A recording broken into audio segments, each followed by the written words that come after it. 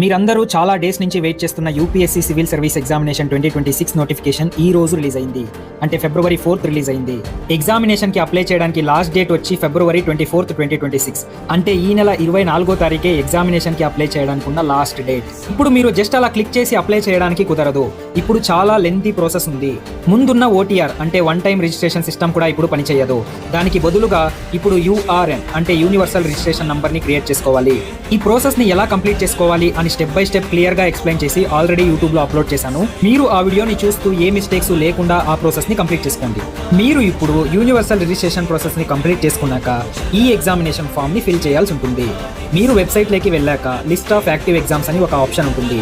ఆ ఆప్షన్ మీద క్లిక్ చేస్తే మీకు సివిల్ సర్వీస్ ఎగ్జామినేషన్ ప్రిలిమినరీ 2026 అనే ఆప్షన్ కనపడుతుంది. ఎగ్జామినేషన్ వచ్చి మే 24th ఉంటుంది. ఈ ఇయర్ టోటల్ వేకెన్సీస్ చూస్తే 933 ఉన్నాయి. దీని continuation part full video YouTube లో ఉంది. మరియు ఇలాంటి డైలీ వీడియోస్ కోసం ఈ ఛానల్ కి సబ్స్క్రైబ్ చేయండి.